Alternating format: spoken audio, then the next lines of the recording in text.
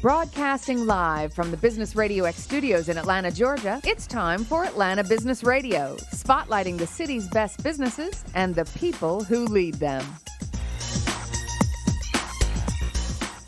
Lee Cantor here with Sanjay Torre, another episode of Atlanta Business Radio, and it's going to be a fun one. Yeah, exactly. Got some old friends, some new friends, and a lot of people doing amazing things here in Atlanta. Yep. All right, let's kick it off with Lonnie and Karin Mimms. They are with the Computer Museum of America. Welcome. Thank you. Thank you. Well, tell us a little bit about Computer Museum of America. What's happening over there? Well, we are going to be having our grand opening on July the 20th, this coming Saturday, which happens to correspond with the 50th anniversary of the moon landing. And is that a coincidence, or no? It's you not. did that? You It's waited not. all these years for this 50th anniversary and said, "Now we can do this." Yeah, we've been actually rushing to put everything together, but I think you'll be very pleasantly surprised. We actually have one of our major exhibits that is oriented to the landing. Related to the moon landing. Yes. And so that's the tie-in. Was that? How did you get this collection going? How did that come about? Well, it actually started almost 40 years ago when I was a child and took a class at Fernbank that just got me hooked in computer programming. And shortly after that, the family business, which is a local real estate company, I'm third generation, bought a computer, a microcomputer. And what year was this? That probably was about 1977. So computers weren't what they are today, where they sit on a desk. Not at all. In the 70s. What do they look like in the 70s? Typically, the one I had was one of the first ones that actually had the keyboard incorporated into the computer. Mm-hmm. And then you had a small black and white monitor that sat on top.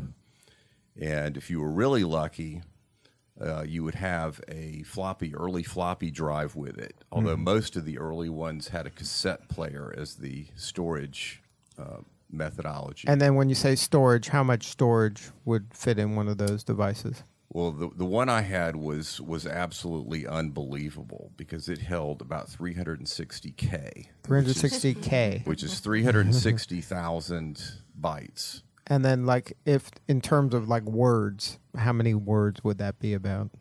Or what's a unit of measurement that people can understand? Well, each byte would be a letter, let's say. Uh-huh. So a word, I guess, in typing class was always 5 letters. So you can do the math. I mean, it wouldn't fit a book wouldn't fit in there. It wouldn't fit a large document for sure. Mm-hmm. And then how'd you use this kind of early computing? How'd your company use it? Well, at that point, there wasn't any killer apps. The spreadsheet had not been invented yet. It didn't come out till '79. So pretty much I had to write whatever programs we needed for amortization of loans, for analyzing properties, things like that. So it was a kind of a do-it-yourself thing. There weren't pre-produced kind of software for you to use. You were had a blank slate based on your skills. Exactly. It was very much a hobbyist industry, if you will, that sort of spun off from ham radios as much as anything. Really? So it was people enjoyed that kind of hobbyist ham radio, talking to anybody in the world. That kind of opened their mind to maybe there's a way to do this through typing. Yeah, that was one of the first uses, and those were a very technical group. So some of the first ads for the early computers were in the ham radio magazines, and then about mid-70s, 74, 75 is when you started seeing dedicated magazines for computer hobbyists, but it was very much a do-it-yourself, put together the machines, and you had to have some understanding. You were getting components, and you had to kind of build the machine. Well, there were kits, and there were in magazines like Radio Electronics and Popular Electronics. There were kits and plans for building these. Actually, the machine that I had in the very beginning started out as a kit advertised in one of those electronics magazines. It was the Sol 20. Sol, S-A-L? S-O-L. S-O-L. And I think it was from Processor Technology, which is a company that spun off from making memory cards for one of the very first microcomputers. But I think it was named after the editor of the magazine, which was Solomonson. And then, so what compelled your family to say, hey, this is something we should invest in? Because I bet back then that wasn't an inexpensive thing, was it? It was very expensive especially for what it did, or for the unknown factor of what it might do is probably a better way to put it. So, I mean, honestly, it was just because my father saw that I had such a passion for this thing, this new thing. He didn't really understand it. Sure. So it was as much buying it to support my passion, I think, as it was. He probably was surprised when there was actually some useful information coming out of it. So it was like your hobby. This was like if my kid wanted to play golf, I would buy him golf clubs and... Exactly. Right. So it wasn't like he saw some business use. Oh, we'll be able to do something for this. And you're the one who kind of took this blank sheet of paper and said, okay, maybe you can do this with this. Exactly. And what's interesting is, I don't know how many years, but for the first so many years of the hobby, it was a challenge to find something to use a computer for. People were groping for things to do with it. There was no killer app. They didn't even use the name app. They were programs. So they would use them for things like recipes. I mean, as ridiculous as that sounds, you could scale a recipe on a computer. I mean, that's how slow it was in the beginning, is figuring out, what do you do with this? But there was basic languages, right, that you had to learn to code to make the machine do anything. It wasn't like an intuitive, fill in this blank. Everything was kind of blank sheets of paper, but it could do certain things. Absolutely. Right? And you had to learn that? Yes. This is the earliest time, right?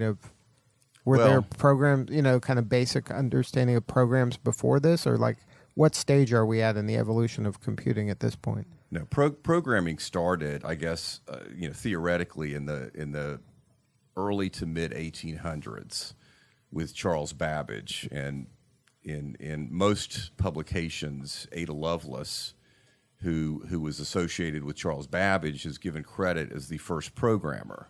So the first programmer was actually a lady. Woman. Yes. Oh, that's awesome.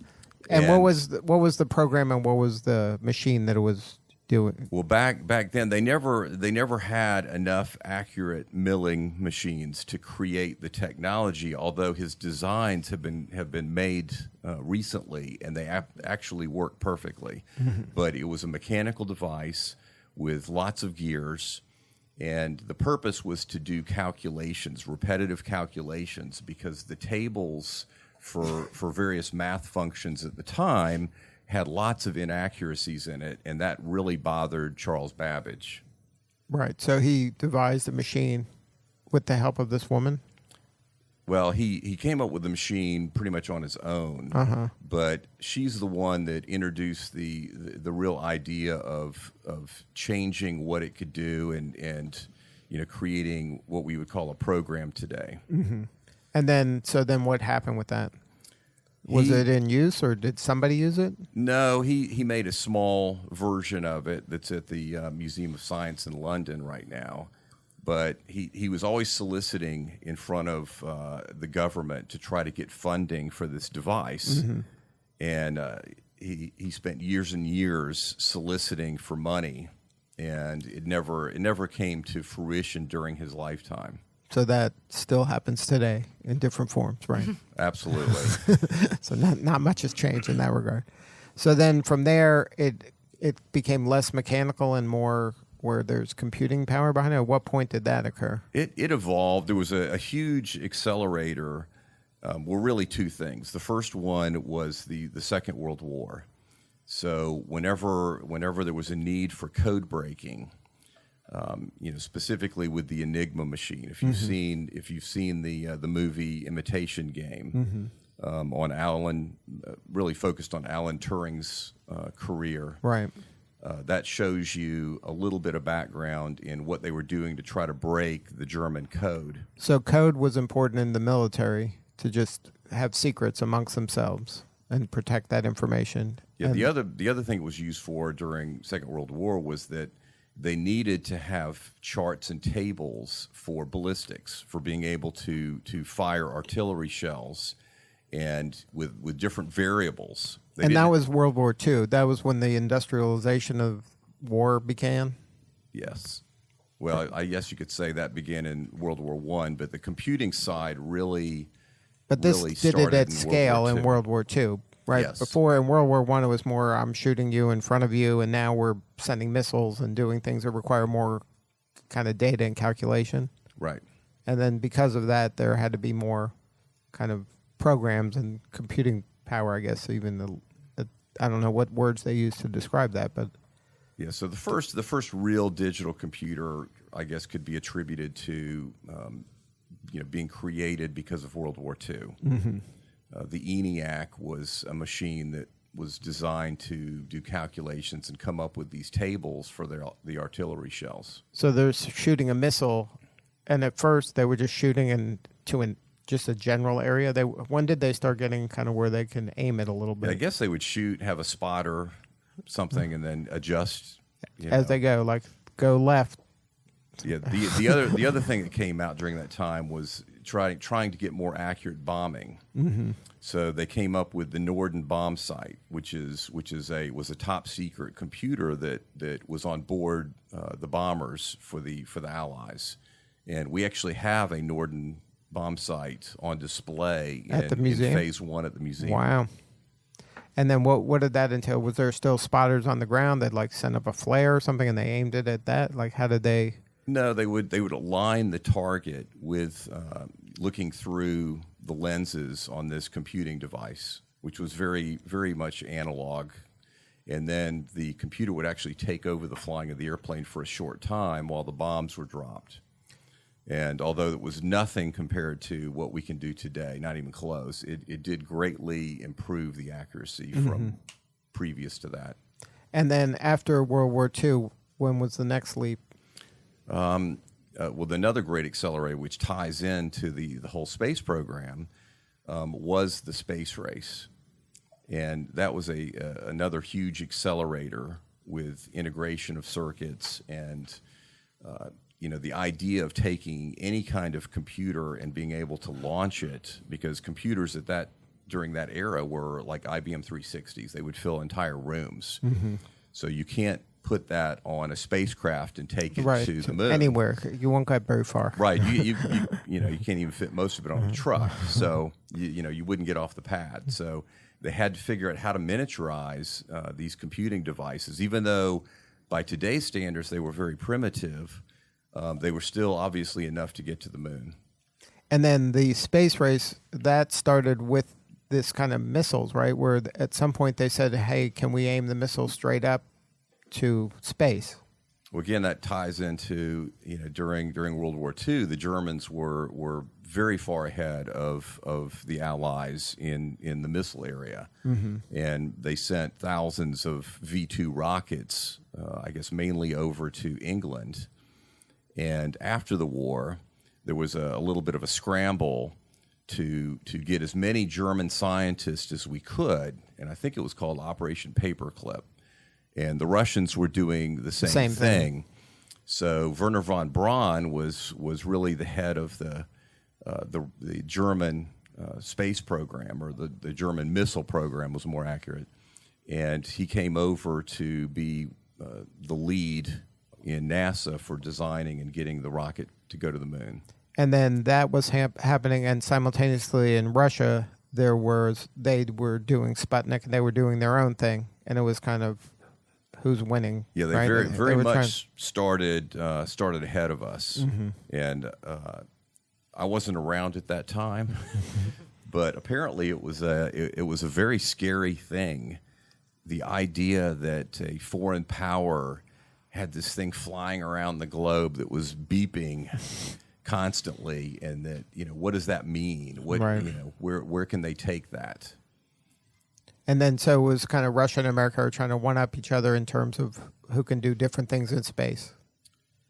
Yeah, I think initially it probably was that way, and then whenever John Kennedy actually gave the goal Right. We're going to put a person on the moon by the end landing of, man on the moon and returning him safely to Earth. before the end of the decade. Yes. That So he put really a stake set in the ground. target. He's right. So and then at that time, where was it? That was kind of a more aspirational than it was. He had really something in his pocket that he could pull this off, right? I'm sure he shocked a lot of scientists at that point in time. Absolutely. So then, but it put a stake in the ground and said, look, we got to do this. Yes. And then we all rallied. And then you have some of the computing power that helped make that happen. Like what's at the museum in regards to this? In the space area, we have a model, a very large model of the lunar lander of the LEM. It is sitting on a moon floor that you can walk on. And it's in front of the classic Earthrise mural, probably the largest one that's been printed from the actual Apollo 8 Earthrise photo, which was the first photo of the Earth from a manned mission. So this is a good photo op for the people going to the museum. Oh, we have an incredible selfie station, complete with a fiberglass astronaut that's dressed up like Neil Armstrong. So now, what are the other things that you have? So the space is kind of, that was a stake in the ground for you to get this all going by the 50th anniversary. Yes. So space obviously holds a great kind of part to your heart in this. It's along with collecting the computers, space was always an interest of mine, and I actually had a mural in my bedroom that was very similar. Mm-hmm. Of the Earthrise, from the moon that you could get back in the 70s, and that was on the wall in my bedroom. And I actually wrote a letter to Neil Armstrong in '69 when I was a child, and that's on display as well. He replied? Yeah, it was a standard thing from NASA that you'd get their standard picture of them in a uniform. He said, "Best wishes, Lonnie, Neil Armstrong." Mm-hmm. And then, so now you decide at some point, I've been collecting all this stuff, and I'm like, and then Karin, you said, why don't we get it out of the house and put it in the thing? Like, how did that? All right, so just so you know, he did not qualify for the Hoarder Show. They did ask, but no. So, I mean, the collection that he has, so when we first met and I started hearing about the collection, I thought, okay, yeah, he's got some computers. And then when I saw them, I just couldn't believe it. Just blown away at really the breadth and depth. And, thank goodness he's in real estate because it's not in the house. That really is not an option. But, as a former educator myself, I truly see the impact that the museum is going to have. And we have a daughter that's interested in STEM as well. And that's another big, mission of ours is to get more women interested in STEAM, and you have to start early. Right. You have to start, young. But when you walk through the museum and just see the history and where we've been, and a big part of this is that things were thrown away, recycled. We're in that society today where everything's disposable. It's meant to only last a couple of years, and you upgrade and get rid of the previous thing. So for crazy collectors like my so we're calling it collectors. Yes. That's the politically correct term for this. Yes, okay, collectors. Yes, collector. I'll tell that to my wife. Well, that I'm a collector too. In any collector, it's not just one item. He collects coins, big numismatics. That'll be a future museum, or you've somehow incorporated that. Well, actually, we have one of the actual. Robin's medallions that went to the moon on Apollo 11 on display as well. And this one belonged to Collins, who was the commander flying around above the moon in orbit while he never Buzz got and to Neil go. went to the surface. He never got to the surface? He never got to the surface, but there were so many jokes, I guess, amongst the astronauts afterwards that one of them painted a picture called the fantasy shot.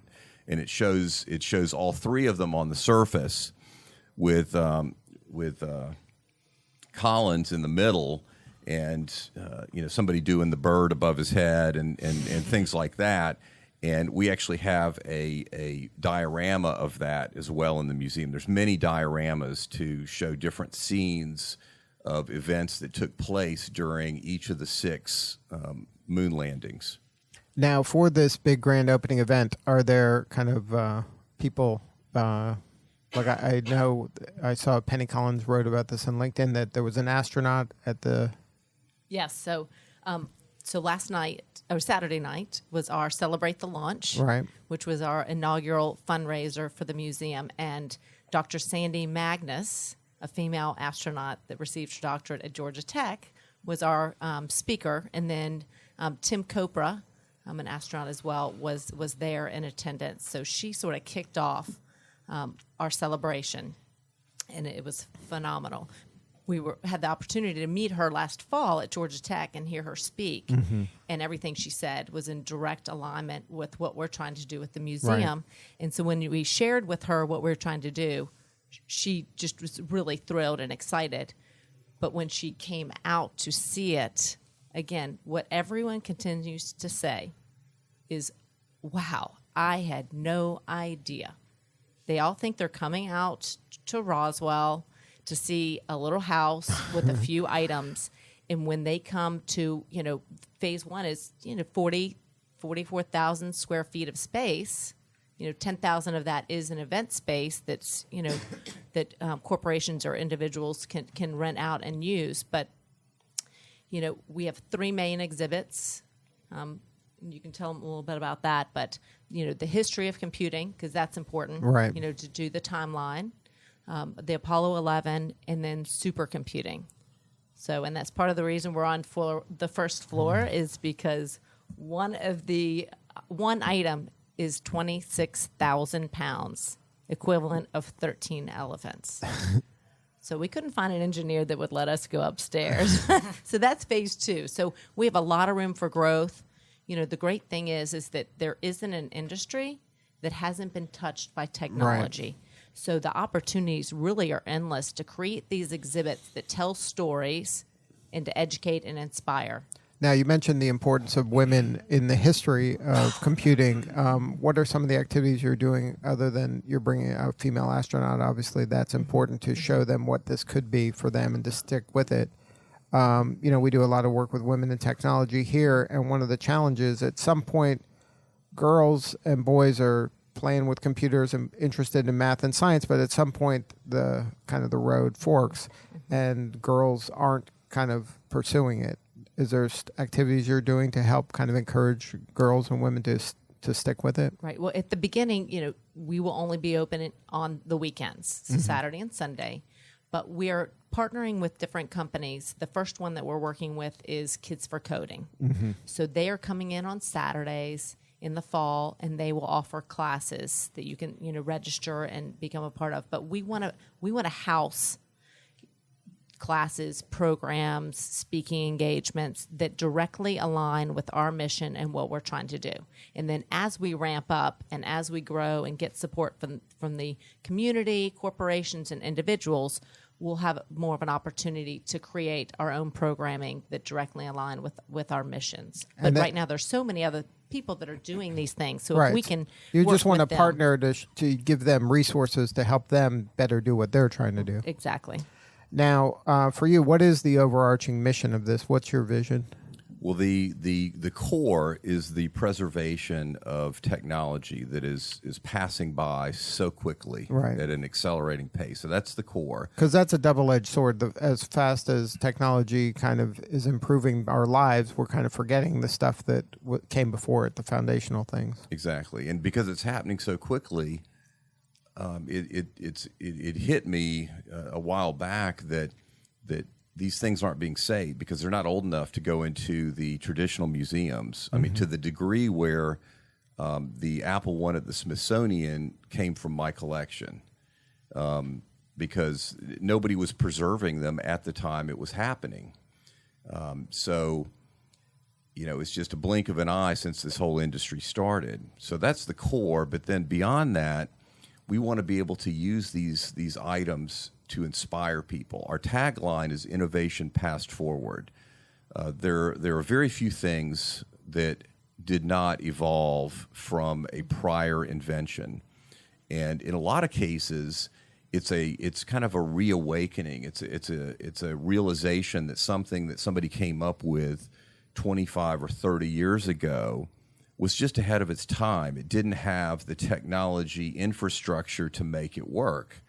One example of that might be like the Apple Newton. It was a PDA. It was a pocket device that was meant to keep your calendar, take notes, do things like that. But there wasn't the infrastructure in the 80s to be able to make it a truly useful device. But clearly, what we use our phones for today has that aspect built into it. Right. And then part of that is because the computing power keeps getting faster, cheaper, where it's able to do more and more things. Like, to give people some understanding, your phone that you have, everybody has, even a basic version of it is more computing power than they had, 30 years ago, 20 years ago?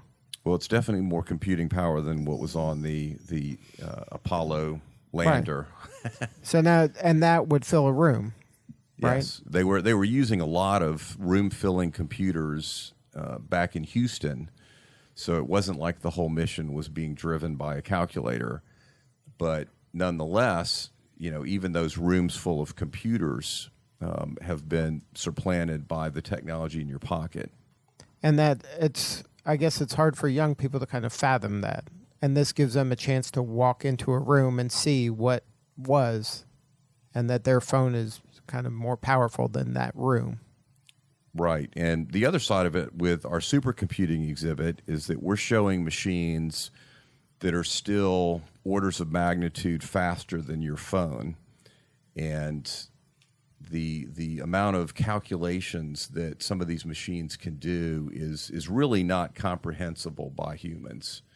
When you start adding 12 zeros behind a number, it really loses its meaning.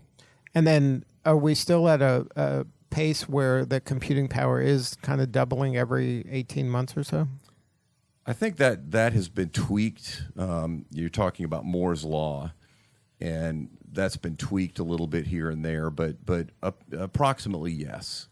So with that being the case, every 18 months, and where it's incalculable now to our human brain, what's happening 18 months from now or 18 months from then?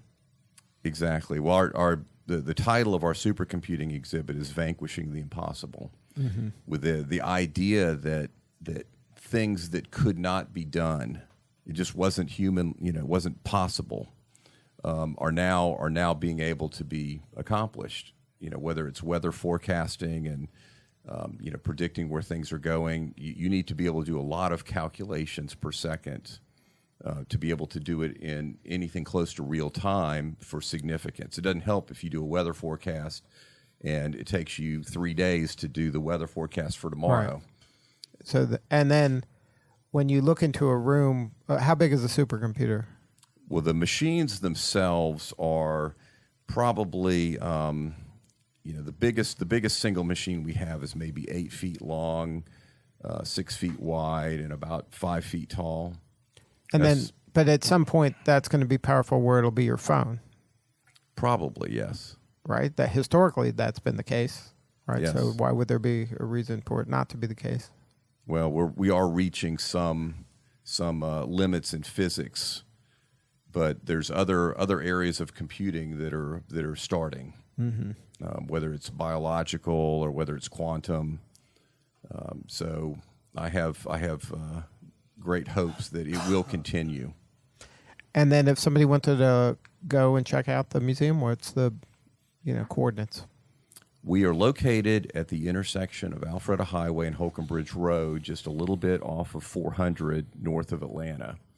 And we're in the shopping center that is called Roswell Town Center. There's a Chick-fil-A on the corner, and Aurora Theater is on the backside, where the entrance to the museum is for Phase 1. And that's 5000 Commerce Parkway, Roswell, Georgia. And the website is computermuseumofamerica.org? That's correct. And then your dream of dreams is to be a place from where people are coming from all over the world to come and see this? Absolutely, and to grow it. We have built in another 60,000+ square feet that's directly above our phase 1 for phase 2 once we get enough public support. And then are we out of stuff that you own, or we got to get other stuff, or we've just scratched the surface of your own collection? We're calling collection in air quotes. Just scratch the surface. The collection actually is much stronger in the micros than what you'll see when you show up at the museum. And we want to get those out of storage, although at any moment in time, there'll never be more than maybe 1% of the collection on display.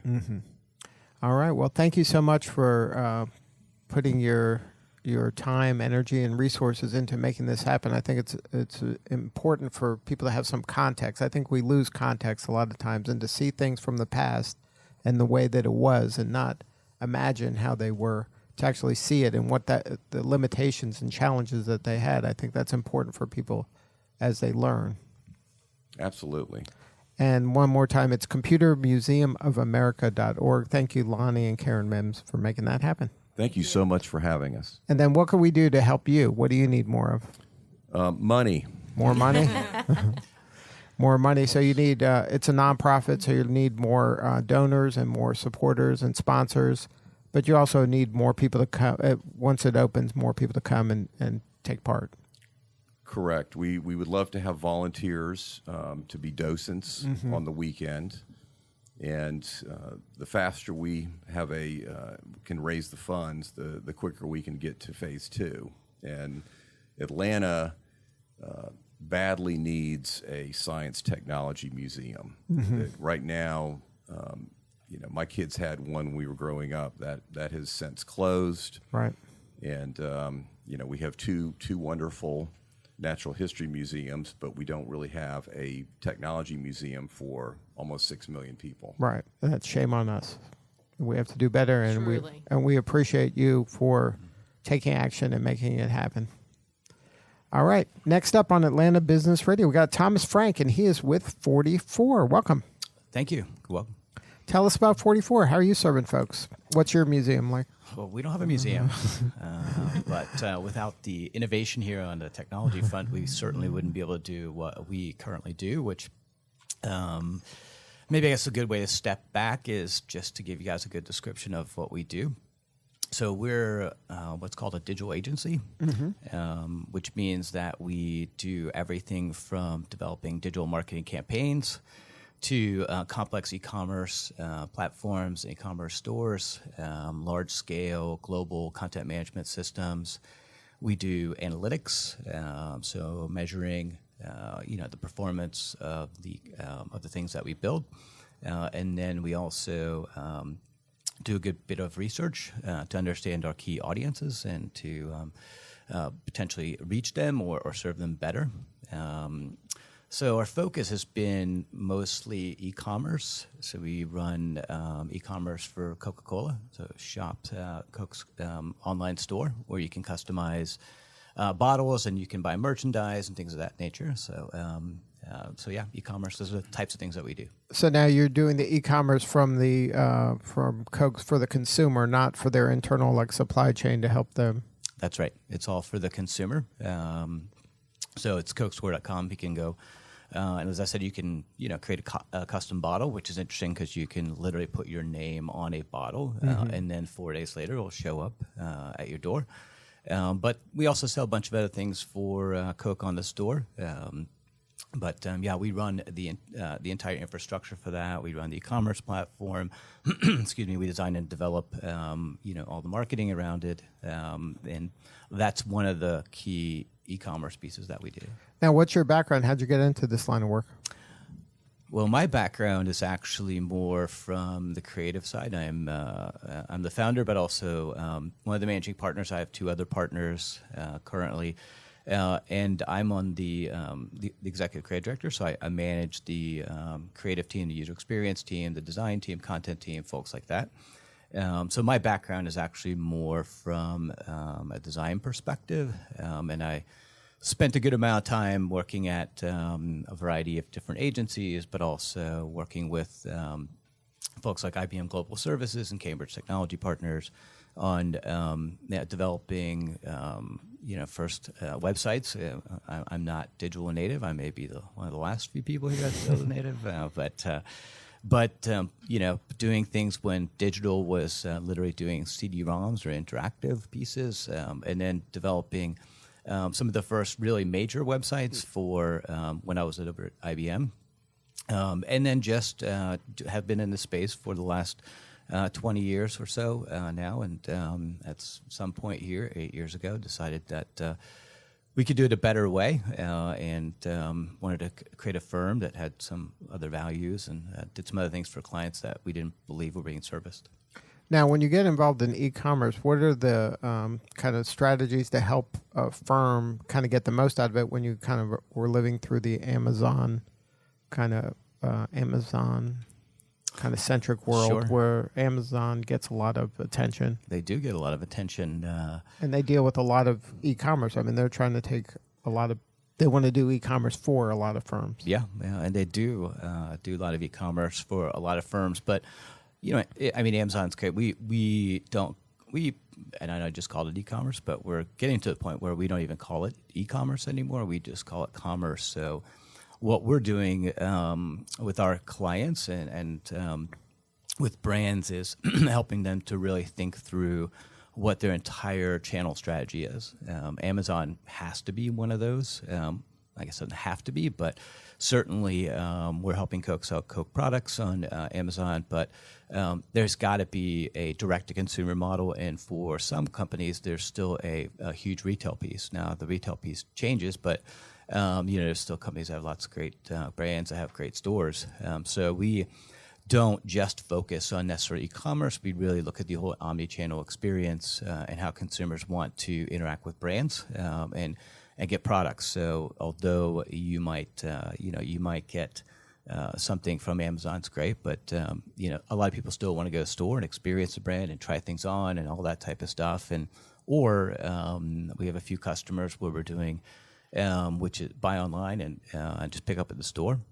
We've got a large-scale e-commerce operation in the Northeast from a hardware store. It's got about 250 or so stores, and what they find is a lot of folks are actually ordering things via the app that we built for them and picking up on the way home. So the use case around that is, especially in the Northeast, you've got a lot of, all of a sudden a snowstorm comes in, and it's like, wow, you've got to get salt or shovels or whatever, and I need it. And you literally check the store, go home, and they have it sitting outside for you, and just pick it up and go home because you need it immediately.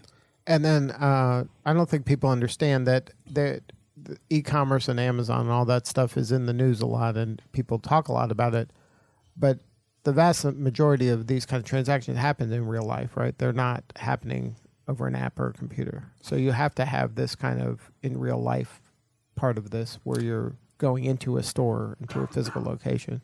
I mean, look, there's certainly a tremendous amount of transactions that are happening that are direct to, from your app, from your phone to your front door that don't require a personal interaction or require a store. Out of all of the transactions, what % is happening about through kind of an E as opposed to I'm going into a store?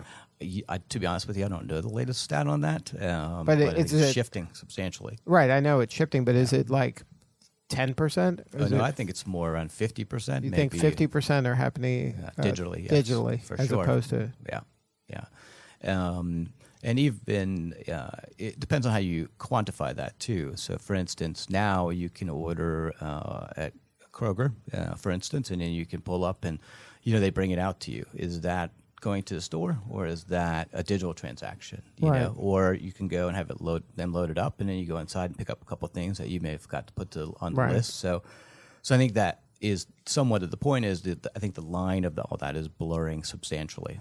And then you think that the future is more and more E and less in the store? R, retail? Retail? I mean, look, I don't think retail is dead. I don't believe that. I think it's there's a lot of, their layoffs are in the news every day. Sure. There's downsizing in a lot of these physical locations. For sure. I think I think it's just going to change. I think retail becomes something, or is becoming something different than it used to be. It's not a matter of walking in a store and going up and down aisles anymore. We're working with someone who looking at what the store of the future is, which is really about ordering online, picking up and having somebody put things in there. But as you walk through the store, it might be much more virtual.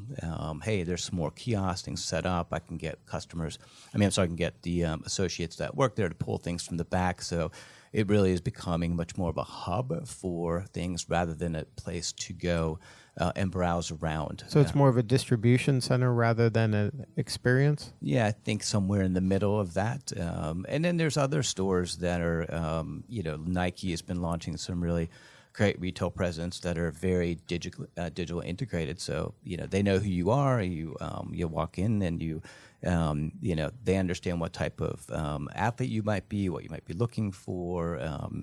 All those kind of things are new experiences, right? You don't have to take things off the rack, so you can look in the mirror and see what it looks like when you have clothes on you. Getting all that type of stuff is ahead of us. Now, so when you're talking with your customers, how do you walk them through this kind of buyer's journey? Because it seems like it's a pretty big disruption of what it used to be, even a few years ago. Yeah, it is. I don't think one size necessarily fits all. We work with a lot of companies that are what's called a pure play. They just do things direct to consumer via their website or an app.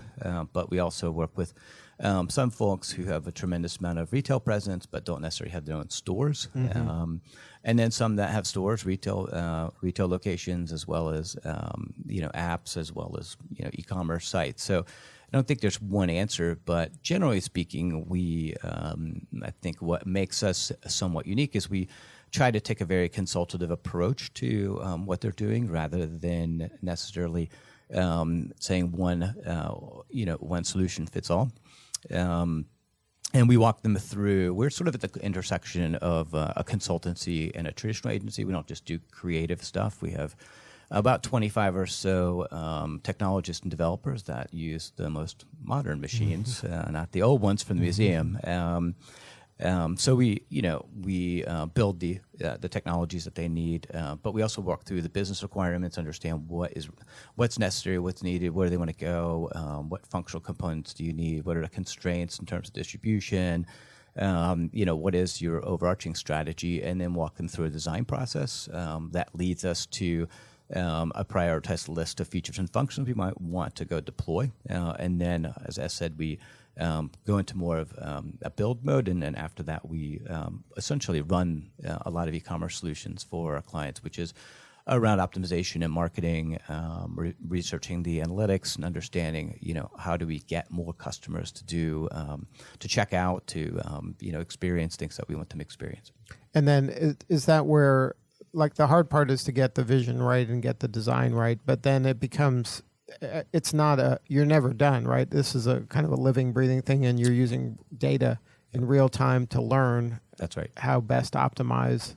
Yep. Right. Yeah, that's true. I think over the last couple of years, I've been doing this for a long time. I said, as I mentioned, I was involved with some of the large scale initial, like I built the first Hertz.com that was transactional, Macy's.com, transactional site, things of that nature. And it used to be that you walk people through, or clients, and who are really partners at this point, through a process, and then you hope for the best and see how it does.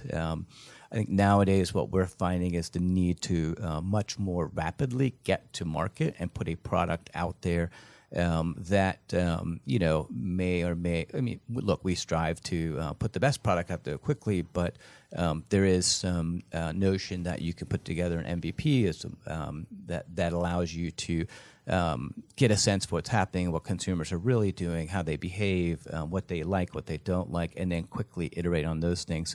Unlike print, it's not like you print 1 million pieces and send them out there and then hope. There's less hoping, right? Yeah, there's more iterating and tweaking Absolutely. based on real data, not what some smart person in a in a boardroom thinks That's is right. the best way to do this. Yeah, and that's where our analytics team comes in too. We, we've got a handful of folks who are constantly looking at data and analyzing the data, and I think that's the key piece too. Is we have a lot of data that is available to us now, but understanding the data and interpreting the data is always key.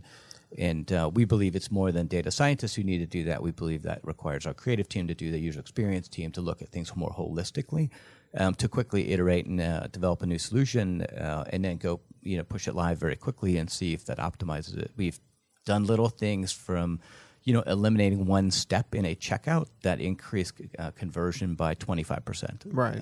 And when you're dealing with large scale volumes of some of our partners, then that makes a substantial difference in terms of revenue. And which is a shift in the thinking of a lot of agencies where they were going with their gut feeling. There's less gut feeling nowadays, isn't there? Yeah, I mean, you may so. need a gut feeling to start, Yeah. but once you start getting data, then the data is the data. It's no longer your opinion anymore. That's right. And even I think gut feeling to start is also really changed a lot. We already have lots of input. We already have lots of data. It may be some slightly different shape or form, or we can go get that data. Mm-hmm. But I think that nowadays it's a very educated and informed decision and hypotheses that we're putting out there on how something is going to, we anticipate it's going to work and be used. And then, as you said, we go out and measure and make sure that it's, either our hypotheses are being proven true or not. If they're not, then we need to quickly iterate and change and optimize. Now, you mentioned that pure play companies are where you do a lot of your work. Do you have an ideal customer, or those are the ideal customers? It's interesting. I don't know if we have an ideal customer. We don't just do e-commerce. We do tons of marketing and, large-scale digital campaigns and integrated campaigns. We also do a fair amount of large-scale content management systems that are global, where we have to stand up 45 sites for a brand that is truly a global brand. So I don't know if we have an ideal customer in terms of the type of work that they do. I think for us, an ideal customer is more about the type of organization it is, and if it aligns with our values, if it truly values our partnership, which is, I think, key, because you have to have trust. It isn't really us walking away anymore and doing something in a black box and then hoping it comes out shiny and new on the other side or works really well.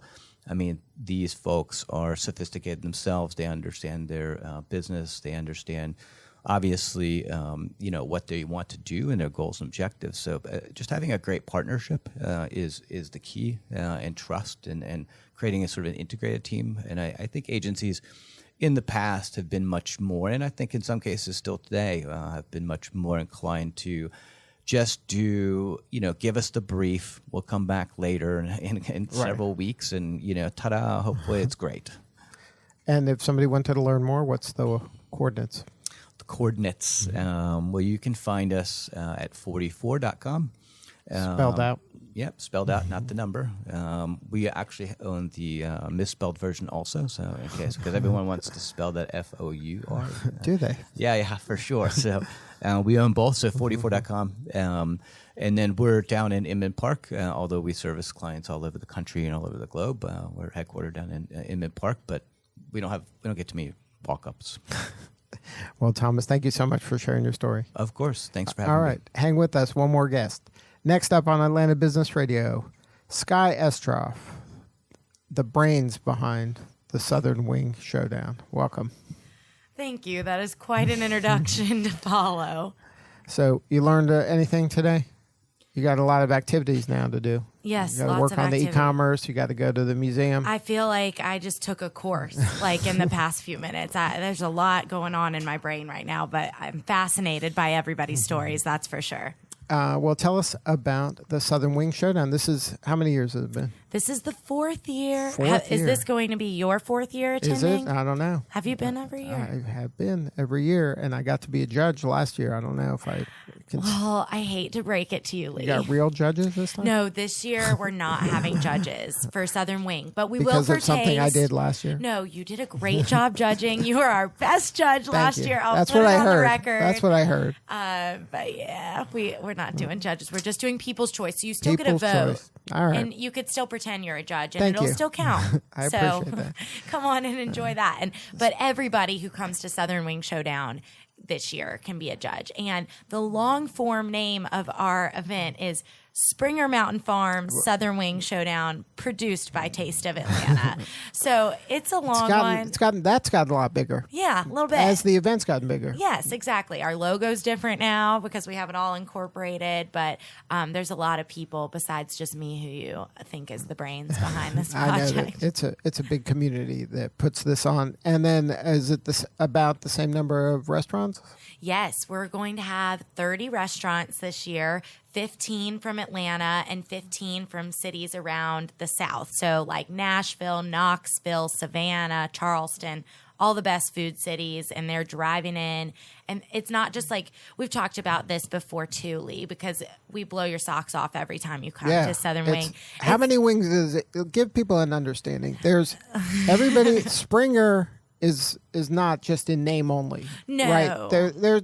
They have to produce a lot of wings per restaurant Yes. in order to pull this off. Yes. And how much is that I about? think my best guess, I think, is 2,000 wings per restaurant. So 30 restaurants, 2,000 wings. You do the math. There's a lot of chicken at this event. But yeah, so Springer Mountain Farms is the best That's chicken a wing you perfect could partner. possibly get. So it's perfect to Right. be our partner for this wing And showdown. then the restaurants aren't just wing restaurants. This is the No. beauty of this. Because there's been like Italian food restaurant. There's been all kinds of weird restaurants that go, I got a wing recipe that I'm going to throw in this thing Yep. and see if I can win. Yeah, they're all so weird. Right? Lee. They're the weirdest. No, they're all the best restaurants in the But South. it's not just a wing plate. yes. This is not 30 It's not wing no, restaurants. There's no like designated wing place. They're all really fabulous restaurants. Like last year, the winner was Canoe.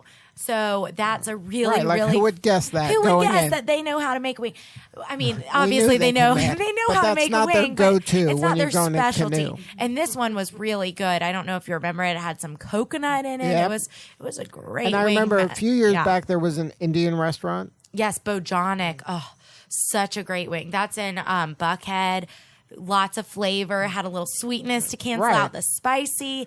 You really get it all. But you wouldn't, going to this event, you're not thinking, oh, I know what I'm going to expect because it'll be wings because I've had wings Right. at a wing restaurant. This Totally. is not that kind of an event. And a lot of these restaurants don't have the wings that they're serving on their menu. Right. So even if you go visit their restaurant, if you go to Canoe, I don't think they added that wing to their menu, even though they should have, as their Springer Mountain Farms Southern Wing Showdown, produced by Taste of Atlanta, winning wing. Exactly. But I think that for the most part, this is like an exclusive one day, taste the best wings of your life from the best restaurants in the South. And it's bottomless, like in terms of drink and food. So you can go in. It's one price. eat It's not everything. like you got to buy tickets and No. per wing. We don't want to slow you down. You no. want to eat fast, It's get volume. as many wings It's in about as volume. possible. Yeah, And it's about 2,000 wings per restaurant. correct. And when they're out, they're out. The Well, showdown ends. They really don't run out because 2,000 wings Is a per lot. restaurant is a lot of wings. And we cut off our attendance at about 1,800 attendees. So we have some really complex There's you algorithm. use a supercomputer for this, we right? use all of that to get down what's the average person eating and how many wings do we need to supply and which restaurants. So I don't know that formula offhand. It's an It was in algorithm. the You computer. just have to say it's a an program. algorithm. I mean, it's so back. Yeah. But so we make sure that everybody's fed, and any of the food that's left over, we make sure is also put to good use. And we partner with Second Helpings Atlanta, and they do all of our food recovery so that the food doesn't go to waste. And that's part of the deal in all your events, right? Yes, they partner with all of our events. Sometimes, like our last event that you just attended to, Food That Rocks in Sandy Springs. Was there anything left? There was like not a lot left. There was like 20 pounds of food, maybe. Right. Like it was not normal. People were very hungry that night.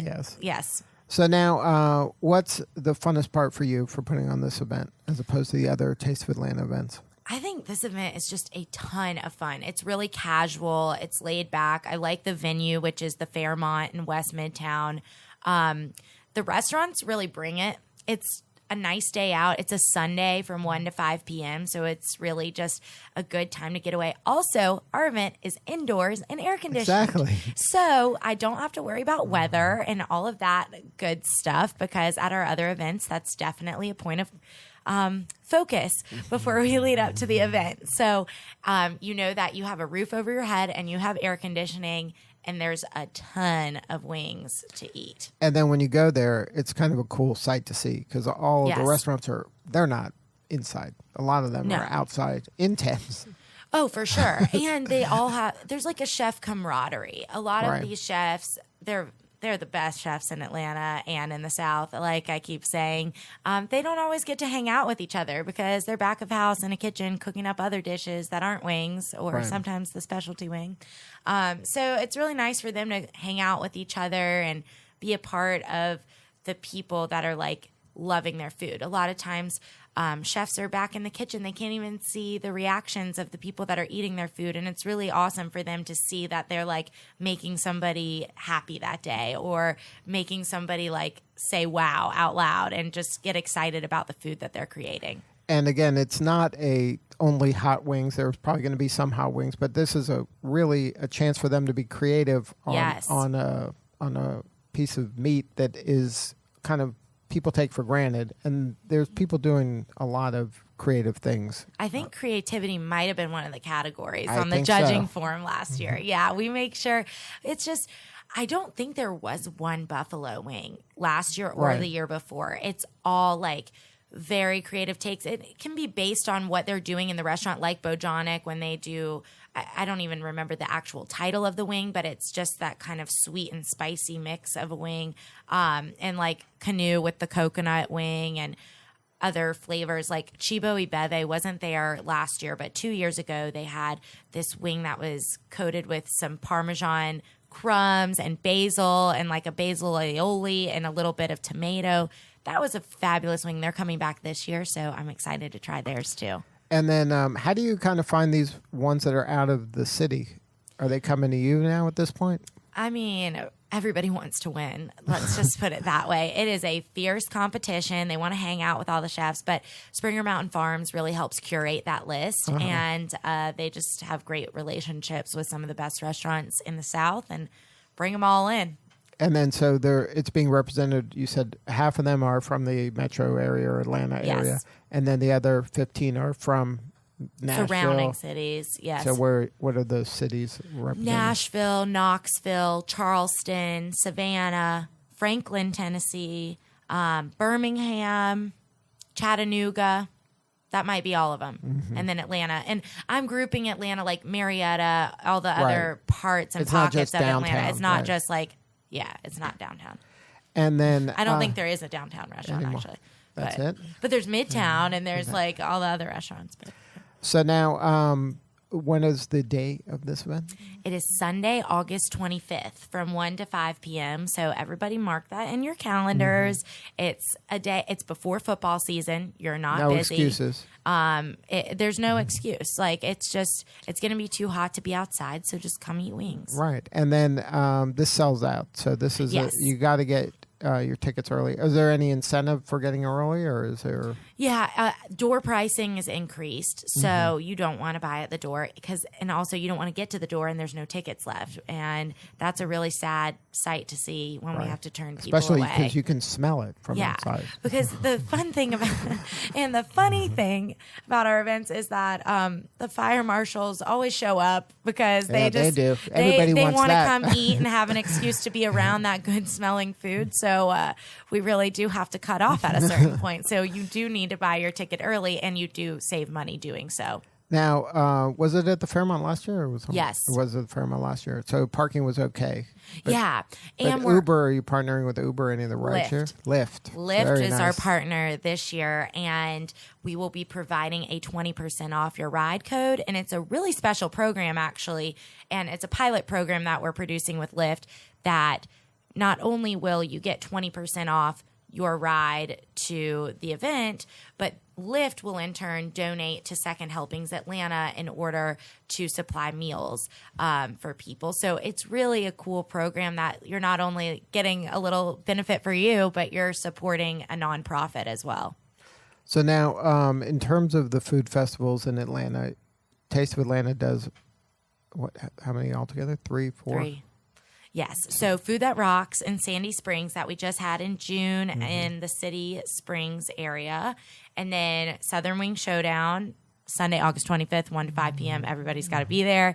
And then Taste of Atlanta is in Fourth Ward Park across from Pont City Market. And that will be October 18th, 19th, and 20th this year. And then that, again, that was where it was last year. And you take over Yes. the whole park area, and it's The really whole beautiful. park. It's adjacent to the Beltline. Yes, you can get there from the Beltline. We have a Beltline entrance, everything. Right. And then, again, Southern Wing Showdown, is there a website where you can see kind of the restaurants that are in there? Absolutely. Go stalk all the restaurants and our sponsors and all of that good stuff. Go to southernwingshowdown.com for all of that great information.